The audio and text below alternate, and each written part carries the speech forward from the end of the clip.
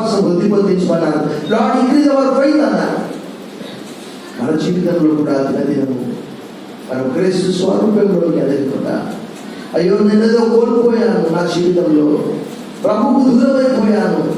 కానీ భక్తులందరూ కూడా ఒకవేళ ప్రభువు దర్శనం వేస్తే నీకు ఏం కావాలంటే, ప్రభా నీవే కావాలట.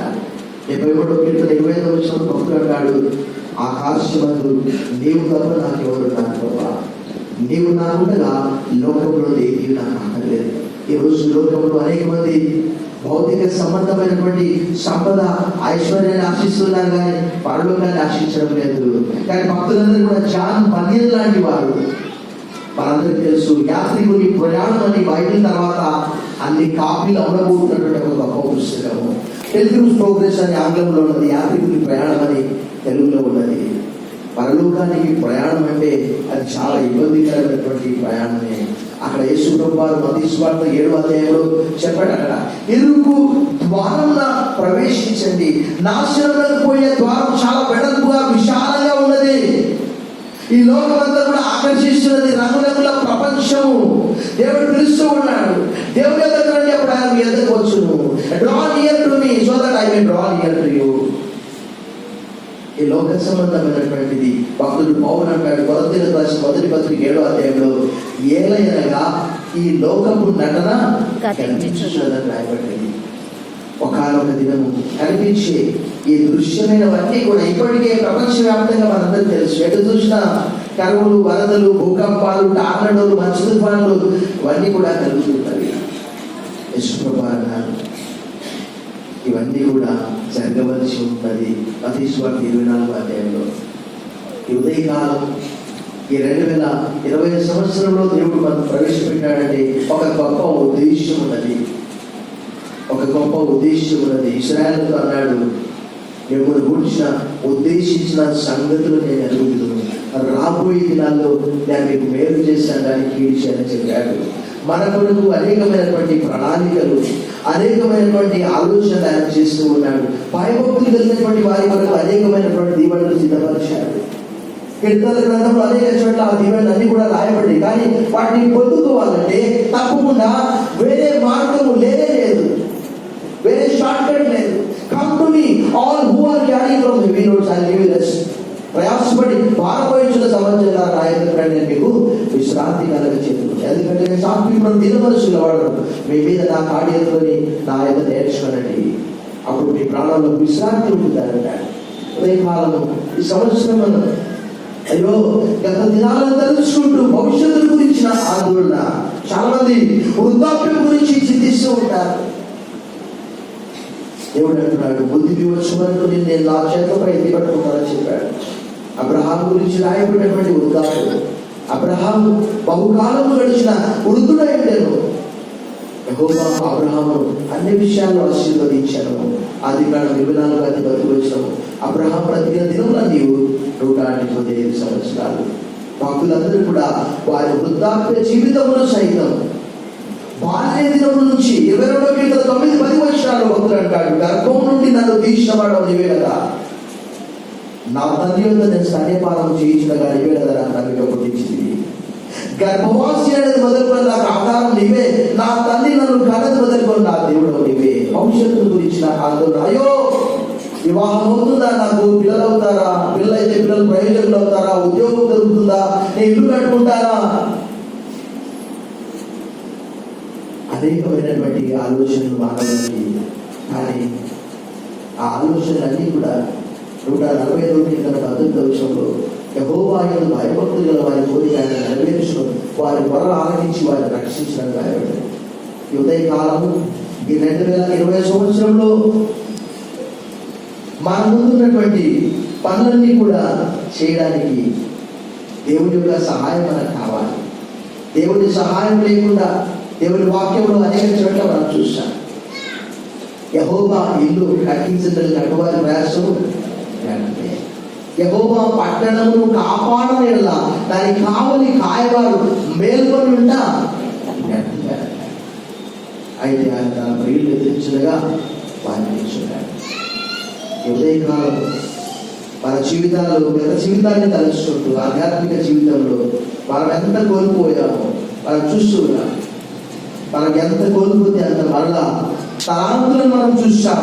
ఒకవేళ మతీశ్వరుడు 13వ అధ్యాయంలో యేసుప్రభు వారు ఒక తలాంతు గురించి చెప్పాడు. తలాంతు గురించి చెప్తూ ఒకవేళ మనం ఇంకా ఆ తలాంతులను ఆశించకపోతే కలిగిన ప్రతి వానికి ఇవ్వబడును.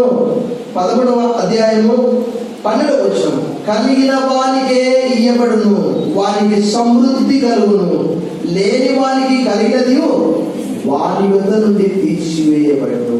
ఒకవేళ మనం ఇంకా ప్రభువు దూరంగా ఉండి అలాంటి జీవితాన్ని జీవిస్తున్నట్లయితే మన ఎదుట నుండి సమస్యను కూడా తీసివేయబడుతుంది.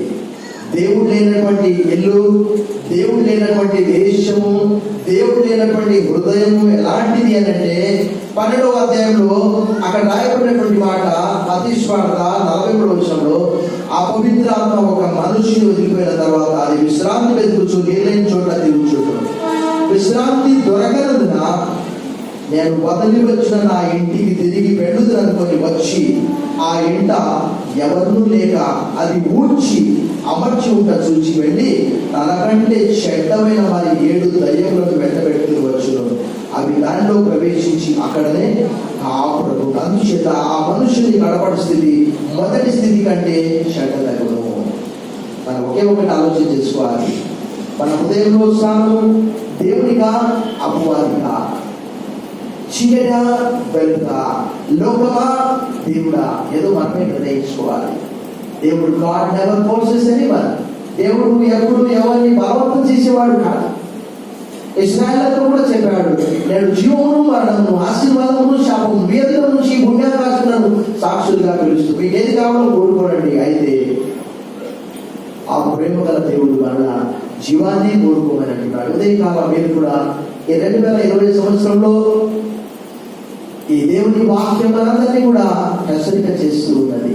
ఒకవేళ మనం ఇంకా అయ్యో ఎంతకుముందు ఇలా ఉండేవాడిని, నా జీవితం ఇలా ఉండేది, నాకు అన్ని సమృద్ధిగా ఉండేవి, అయితే ఇప్పుడు ఎందుకు కొరత ఉన్నదంటే నా ప్రార్థన తక్కువైపోయిందేమో. రేయి మొదటి జామున నీవు లేచి నీళ్లు కుమ్మరించినట్టు దేవుని సన్నిధిలో నువ్వు నీ ఆత్మను కుమ్మరించమని విలాపవాక్యం 2వ అధ్యాయం 19వ వచనంలో భక్తులు అక్కడ తెలియజేస్తున్నాడు. ఉదయకాలం మనం కోల్పోయిందంతా మరలా దేవుడు మనకి ఇవ్వాలంటే, రెండంతల ఆశీర్వాదం మనకు కావాలంటే మరలా మన ప్రభు దగ్గరికి రావాలి.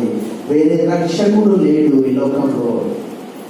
యెషయా గ్రంథం 45:22 వచనంలో దేవుడు అన్నాడు, భూదిగంత నివాసులారా నా వైపు చూచి రక్షణ పొంద నేనే దేవుడు, మరి ఏ దేవుడు లేడు. సో మనం ఎక్కడికి వెళ్ళినప్పటికీ కూడా రక్షణ ఎక్కడ కూడా లేదు. ఆయన ఒకే ఒక రక్షకుడు. తన ప్రజలను వారి పాపం నుండి ఆయనే రక్షించింది కనుక ఆయనకు యేసు అనే పేరు పెట్టుదు. యేసు అనగా రక్షకుడు. ఆ ఇమ్మానుయేలు దేవుడు మనకు తోడుగా ఉండాలంటే మన క్రిస్మస్ వాతావరణంలో మనం ఉన్నాము. ఈ దేవుడు సదాకాలం మనకు దేవుడు అయి ఉన్నాడు. మరణం వరకు ఆయన మనల్ని నడిపించును అని కీర్తనాకారుడు 48వ కీర్తన 14వ వచనంలో తెలియజేస్తున్నాడు. యేసుప్రభు వారు అంటారు, ఇదిగో యుగ సమాప్తి వరకు సదాకాలం మీతో కూడా ఉన్నాను. ఆ గొప్ప వాగ్దానాన్ని మనం పొందుకొని ఈ 2020 సంవత్సరంలో ఒకవేళ మనము దేవుని యొద్దకు రావాలంటే దేవుని వాక్యంలో యోహాను సువార్త 6:37లో యేసుప్రభు వారు అంటాడు, నా యొద్దకు వచ్చువాడు నేను ఎంత మాత్రము త్రోసివేయను. Whoever will come to me, I will never turn away. అదే ప్రకారము యోహాను సువార్త 7వ అధ్యాయం 37వ వచనంలో యేసుప్రభు వారు అన్నారు, ఎవరైనా తప్పికొనిన ఎడల, 7వ అధ్యాయం 37 వచనాలు చాలా చక్కటి మాటలు రాయబడినవి.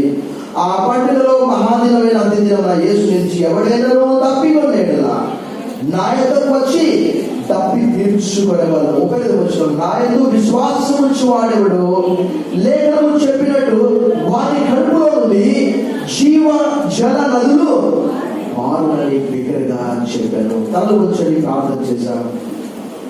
సర్వశక్తి గల దేవా,